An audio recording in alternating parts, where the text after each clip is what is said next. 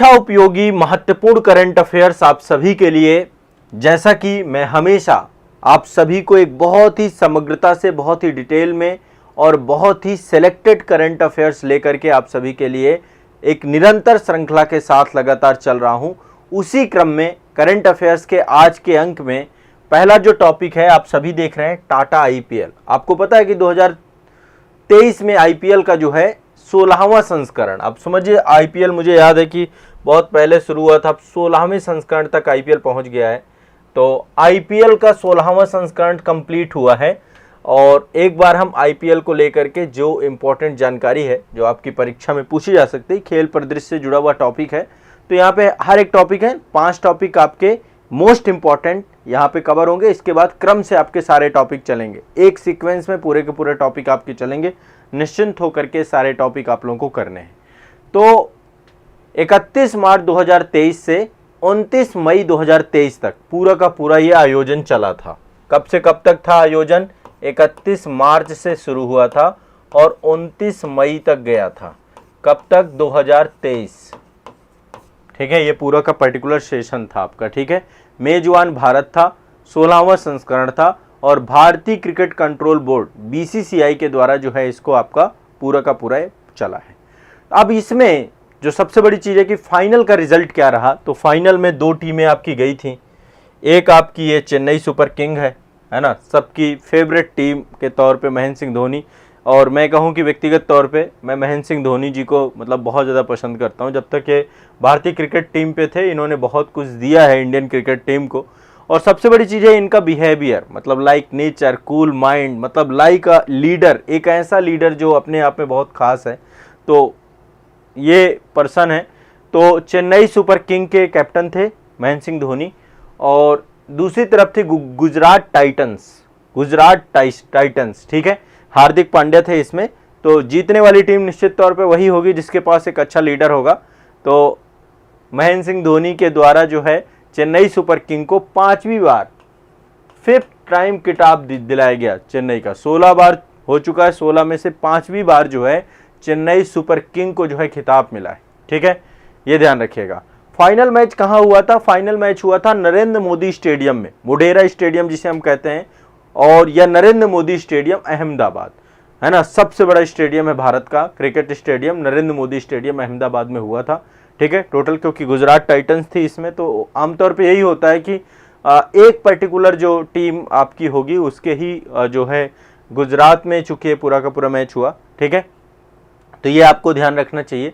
अब यहाँ पर एक चीज़, 2-3 खिताब मिलते हैं इसमें बहुत ज़्यादा, मतलब कि कई सारे खिताब मिलते हैं और उन खिताबों को बारे में भी हम चर्चा करेंगे। कई सारे अवार्ड मिलते हैं। ठीक है, उन सब के बारे में भी हम डिस्कस करेंगे। ठीक है, सबसे पहली बात यहाँ पे आप लोगों को समझ में आ गया कौन जीता फाइनल मैच। लिख लीजिएगा, सब लिखते चलिएगा। चेन्नई सुपर किंग जो है इस मैच को जीती। ठीक है, अब यहाँ पे सबसे बड़ी चीज़ होती है कि भाई ऐसा कौन सा व्यक्ति है जिसने सबसे ज़्यादा रन बनाए। ठीक है, ऐसा कौन सा व्यक्ति है जिसने सबसे ज़्यादा कैच लिए। ये बहुत सारे क्वेश्चंस होते हैं आपका। ठीक है, लेकिन मैं आपको कुछ इंपॉर्टेंट चीज़ें बताऊंगा। सबसे पहली चीज़, 5वीं बार आईपीएल का खिताब जीत करके जो सीएसके है, चेन्नई सुपर किंग है, इसने मुंबई इंडियंस भी सबसे ज़्यादा, मतलब 5 बार मुंबई इंडियंस भी जीती है इससे पहले। तो सीएसके और मुंबई इंडियंस दोनों 5 बार खिताब जीतने वाली टीमें बन गई हैं, बराबरी इसने कर ली है। ठीक है, ये आपको ध्यान रखना है। क्लियर है, स्पष्ट है? देखो, वैसे फाइनल मैच जो था 28 मई को था, लेकिन 29 मई को इसलिए खेला गया क्योंकि बारिश बहुत ज़्यादा थी, इस कारण से पूरा का पूरा ये मैच हुआ था। ठीक है, और इसमें डकवर्थ लुईस नियम भी लगा था। डकवर्थ लुईस नियम के बारे में आप सभी जानते होंगे, जब बारिश हो जाती है तो उसके तहत जो है टारगेट दिया जाता है दूसरे टीम को। तो चेन्नई सुपर किंग को डकवर्थ लुईस नियम के तहत जो है किया गया था। ठीक है, अब इसमें जो सबसे बड़ी चीज़ है, game changer of the season, ये एक मतलब एक अवार्ड है आपका, game changer of the season. ये अवार्ड शुभम गिल, आप सभी लोग इसको जानते होंगे, शुभमन गिल बोलते हैं, गुजरात टाइटंस थे इनको गया था। ठीक है, इसके बाद catch of the season Rashid Khan, ये कई सारे जो है चलते हैं। और जो आपके शुभमन गिल थे, इन्हीं को ही प्लेयर ऑफ द सीजन भी मिला है। इस बार का player of the season Gujarat Titans के थे, शुभमन गिल को ही दिया गया है। ठीक है, तो एक अवार्ड इनको गया है आपका, ये लिखते जाइएगा आप अपने हिसाब से, ठीक है। और इसके अलावा एक जो है आपका कौन सी टीम सबसे बड़ी थी, तो दिल्ली कैपिटल्स जो आपकी टीम है उसको जो है फेयर प्ले अवार्ड मिला है, fair play award Delhi capital को, एक अवार्ड ये इनको गया है ना। तो इस तरीके से अलग अलग बहुत सारे अवार्ड गए हैं आपके, ठीक है। तो चलिए, मुख्य तौर पे मेन मैं आपको ये बताना चाहता था, गुजरात टाइटंस इसमें उपविजेता रही है, सीएसके आपकी इसमें फाइनल में जीती है, ठीक है। इसके अलावा अन्य कोई और जानकारी होगी तो आने वाले समय पे आईपीएल को लेकर के मैं आपको उपलब्ध कराऊंगा। अब ये दूसरा करंट अफेयर्स है आपका। दूसरा करंट अफेयर्स में आप एक बांध देख रहे होंगे, बड़ी खूबसूरत सी तस्वीर देख रहे होंगे। दरअसल देश का पहला राष्ट्रीय बांध सुरक्षा केंद्र बनाया जा रहा है। ये अपने आप में एक बहुत ही खास बात है। देश में का पहला राष्ट्रीय बांध सुरक्षा केंद्र, इसको स्टैब्लिश किया जा रहा है। कहां स्टैब्लिश किया जा रहा है? जयपुर के मालवीय राष्ट्रीय प्रौद्योगिकी संस्थान में, ठीक है। सभी लोग इसको लिख लीजिएगा। हाँ, चलिए आगे बढ़ते हैं। हाँ, देश का पहला राष्ट्रीय सुरक्षा केंद्र बनाया जा रहा है। कहां पर? जयपुर पे। बांधों की सुरक्षा को लेकर के राष्ट्रीय केंद्र बनेगा आपका, तो जयपुर के मालवीय राष्ट्रीय प्रौद्योगिकी संस्थान, यहां पर आपका बनाया जा रहा है, ठीक है, ध्यान रखिएगा। तो इसका मुख्य उद्देश्य क्या होगा? यह केंद्र करेगा क्या? देश का पहला राष्ट्रीय बांध सुरक्षा केंद्र कहां बन रहा है? जयपुर में बन रहा है। यहाँ पे मालवीय राष्ट्रीय प्रौद्योगिकी संस्थान है, MNIT है, इसके द्वारा जो है ये इसमें इसी को जो है राष्ट्रीय बांध प्रौद्योगिकी। तो ये करेगा क्या? जैसे कि भूकंप आते हैं, बहुत सारी प्राकृतिक आपदाएं हैं, भूकंप, सबसे ज्यादा बांधों को डर भूकंप से ही है कि कभी भूकंप आएगा तो ब्रेक हो जाएगा। तो इससे बचाने के लिए क्या उपाय किए जा सकते हैं, है ना। यानी कि सिंपल सी बात है, बांधों की सुरक्षा को लेकर क्या काम किया जा सकता है, इससे जुड़ा हुआ रिसर्च ये काम करेगा। तो केंद्र जो ये बनाया जा रहा है, इसके द्वारा बांधों की संरचनात्मक और भूकंप सुरक्षा से संबंधित तकनीकी को विकसित किया जाएगा और ये तकनीकी आत्मनिर्भर होगी, स्वदेशी क्षमताओं से लैस होगी। तो भारत के द्वारा ये एक तकनीकी स्टैब्लिश की जा रही है, आप इसको ध्यान रखिएगा, मोस्ट इंपॉर्टेंट है। चलिए, अब इनके बारे में आप सभी जानते हैं ये कौन है। और एक दो फैक्ट और आपको बांधों से बता देता हूं। भारत पूरे विश्व में तीसरे नंबर पे आता है सबसे ज्यादा बांधों का निर्माण करने वाला, ठीक है। लगभग 70 बांध हमारे राष्ट्रीय महत्व के हैं। सबसे बड़ा गुरुत्वीय बांध हमारे पास टिहरी डैम है, भाखड़ा नागल डैम है, डायमी डैम है, मतलब इतने बड़े स्तर, विश्व में तीसरे नंबर पे आते हैं बांधों को लेकर। तो सबसे बड़ी चीज है बांधों की सुरक्षा भी स्टैब्लिश करना, है ना। आप लोगों ने यदि बांधों को रियल टाइम नहीं देखा है तो आप एक बार मेरा टिहरी गढ़वाल वाला वीडियो देखिएगा, वहां पे मैंने बांध बनाया है। एक वीडियो मैंने और शूट किया है, अभी वो वीडियो आपका जो है वेटिंग में है, जल्दी आएगा। आपका वीडियो है आर्क डैम, जो पहला भारत का आर्क डैम है वो इडुक्की डैम है, केरल। तो उसमें पेरियार नदी को जो है पेरियार नदी पे बनाया गया, वो भी मैंने शूट किया था, बट अभी वो वीडियो आपका वेटिंग लिस्ट में है। जल्दी मैं उस वीडियो को प्रयास करूंगा कि आप तक पहुंचा दूं, ठीक है। तो ये आपका जो है डैम सुरक्षा को लेकर जयपुर में केंद्र बनाया गया है। इनके बारे में जानते होंगे, ये कौन है आपके, इनके बारे में जानते हैं। ये हैं सिद्धारमैया। सिद्धारमैया हाथ जोड़े हुए हैं, तो चुनाव लड़े, चुनाव जीते और कर्नाटक के नए मुख्यमंत्री बन चुके हैं। शपथ ली थी इन्होंने 20 मई को, 20 मई 2023 को इन्होंने कर्नाटक के नए मुख्यमंत्री के तौर पे इन्होंने शपथ ली थी, ठीक है। वहां पे राज्यपाल कौन है भाई कर्नाटक में, क्योंकि राज्यपाल ही शपथ दिलाता है। तो थावरचंद गहलोत वहां के राज्यपाल हैं। थावरचंद गहलोत के बारे में आप सभी जानते होंगे, एक बड़े पॉलिटिशियन है, राजनीतिज्ञ हैं। तो थावरचंद गहलोत जी के द्वारा इनको शपथ दिलाई गई, सिद्धारमैया जी को। बड़ा लंबा उठा पटक चली, कांग्रेस की सरकार जीती वैसे तो, लेकिन कांग्रेस नेता जो है जिनका नाम है शिव कुमार, है ना, शिव कुमार के द्वारा इनको उप मुख्यमंत्री बनाया गया है, ठीक है, यहाँ का उप मुख्यमंत्री बनाया गया है। तो एक बार जो है हम जो है इस मैटर के बारे में थोड़ा सा समझने का प्रयास करते हैं। देखिए यहाँ पे टोटल क्या है, टोटल सीटें कितनी है, 224 सीटें हैं कर्नाटक में, 224 सीटें विधानसभा सीटें हैं।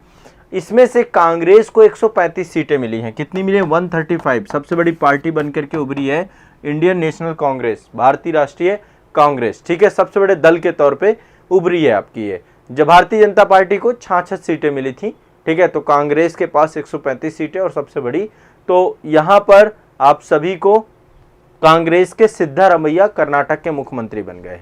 ठीक है, ये आपको पता होना चाहिए। चलिए आगे चलते हैं। नेक्स्ट, ये आप देख पा रहे होंगे, ये आपके सिद्धारमैया जी हैं, मल्लिकार्जुन खड़गे जी हैं, और ये आप देख पा रहे हैं ये हैं आपके डी शिव कुमार, काफी चर्चा में थे पहले, ये मुख्यमंत्री के लिए अड़े हुए थे।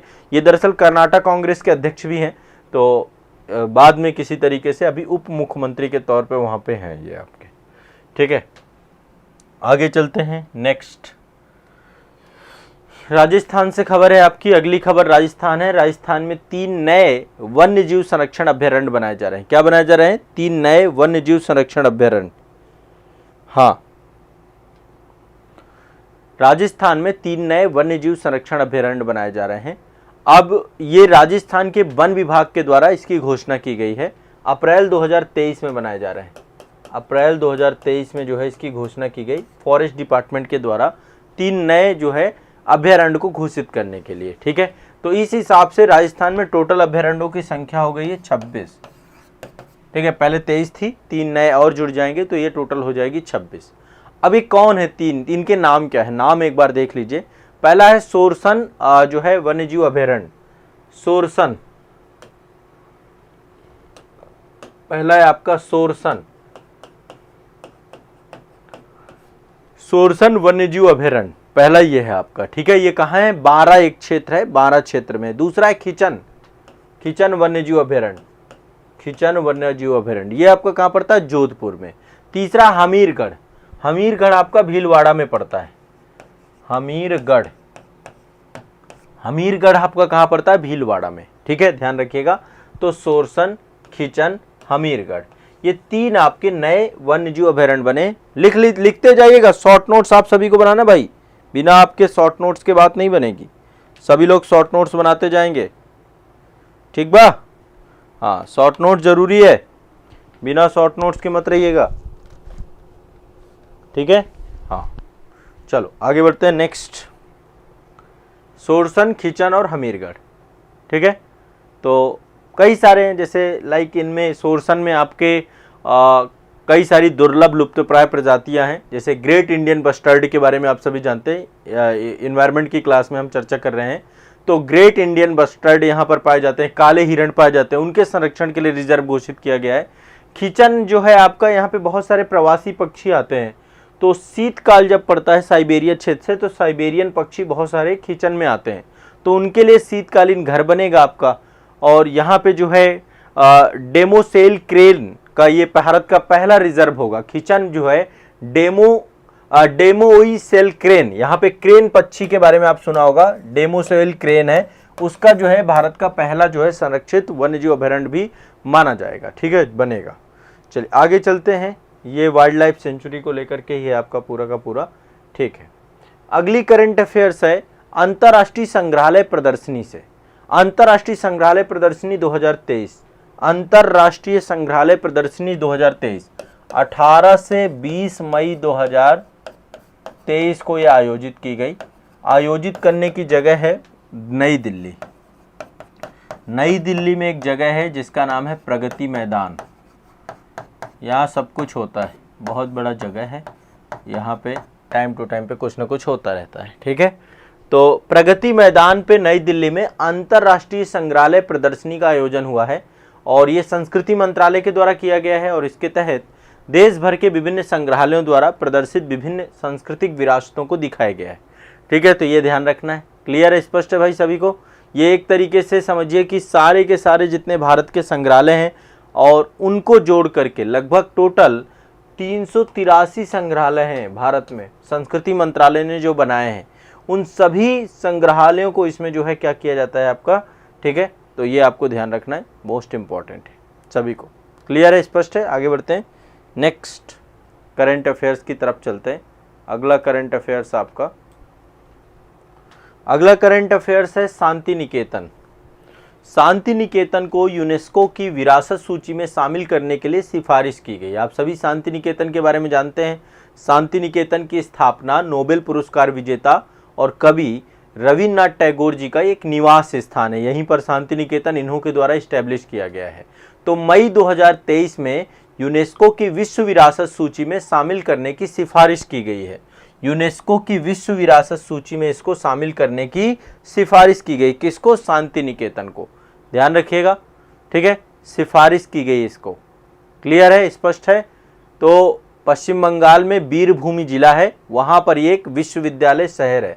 यहाँ पे मतलब शांति निकेतन अब पूरी यूनिवर्सिटी में कन्वर्ट हो चुका है, विश्वविद्यालय शहर है। और इसके कुलपति जो होते हैं ना, वो प्रधानमंत्री होते हैं। आमतौर पे जो सेंट्रल यूनिवर्सिटियां हैं, सबके कुलपति आपके कौन होते हैं? वो राष्ट्रपति महोदय होते हैं। लेकिन शांति निकेतन के जो कुलपति हैं वो आपके कौन हैं? प्रधानमंत्री हैं। ठीक है, तो विश्व भारतीय विश्वविद्यालय का नाम है ये आपका। ठीक है, इसकी स्थापना रविन्द्रनाथ टैगोर ने ही की थी बीरभूम जिले में, वहीं पर शांति निकेतन है। ध्यान रखिएगा आपको। ठीक है, क्लियर है।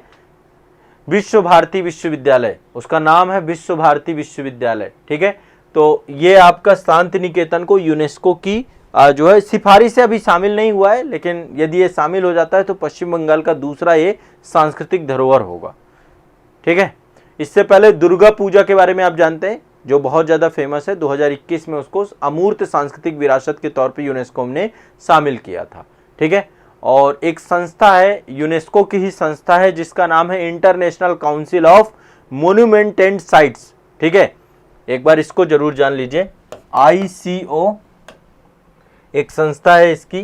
ठीक है, मैं यहाँ पे नाम लिख रहा हूँ, ICOMOS। ये संस्था यूनेस्को के अंतर्गत ही काम करती है। यूनेस्को की वर्ल्ड हेरिटेज सेंटर की सलाहकार संस्था है ये। क्या है ये? यूनेस्को की वर्ल्ड हेरिटेज सेंटर की सलाहकार संस्था है। ठीक है, इसका नाम क्या है? International council on monument and sites. जो मोन्यूमेंट्स हैं, जो साइट्स हैं, उन पे ये सलाहकार के तौर पे होती है। इसकी स्थापना 1965 में की गई थी। इसी संस्था के द्वारा शांति निकेतन को क्या किया गया है कि शांति निकेतन को भी हिस्सा बना दिया जाए। ये कहाँ पे इसका मुख्यालय है? पेरिस में। ये स्टैब्लिश कहाँ पे है? पेरिस में। तो ICOMOS के द्वारा, इसी संस्था के द्वारा जो है शांति निकेतन को सम्मिलित करने की बात कही गई है। ठीक है, तो पहला करंट अफेयर्स आपका शांति निकेतन यूनेस्को की, ठीक है, इसमें शामिल किया गया। अंतर्राष्ट्रीय जो है आपका मुख्य प्रदर्शनी हुई, अंतर्राष्ट्रीय संग्रहालय प्रदर्शनी। ठीक है, इसके बाद ये आपके 3 वन्य जीव जो है सोरसन, खिजन और हमीरगढ़, इनके बारे में चर्चा है। ये आपके नए मुख्यमंत्री हैं, और ये आपकी बांध सुरक्षा को लेकर जयपुर में केंद्र है, और IPL के बारे में चर्चा काफ़ी कुछ हो गई। ये आपका करंट अफेयर्स से जुड़ा हुआ इम्पोर्टेंट सेगमेंट है। चर्चा लगातार आगे चलती रहेगी। आप लोगों को कंटिन्यूअस बने रहना है, पढ़ते रहना है, रिवीजन करते रहना है। रिवीजन पे मैं सबसे ज़्यादा बल देता हूँ। जो भी पढ़ो उसका रिवीजन करो। बिना रिवीजन के सब बेकार है, सब मोह माया है ना। रिवीजन करोगे तो आपके पास ठहर पाएंगी चीज़ें। पहले आप लोग देखते थे, जो हाई स्कूल इंटर में जब आप थे तो खूब मैथ का रिवीजन करते थे। जब मैथ आप कई बार लगाते थे तब जाके मैथ के सवाल आपके पास रहते थे। एक ही क्वेश्चन का कितनी बार अभ्यास करते थे। फिजिक्स यदि आप पढ़ते थे, कितने डेरिवेशन लगाते थे आप, मल्टीपल टाइम एक एक उसके कई बार अभ्यास करते थे। तो अभ्यास ही खेल है, अभ्यास ही रिवीजन है। यदि आप अभ्यास करोगे तो शायद आपके लिए बड़ी बात नहीं रहेगी। ठीक है।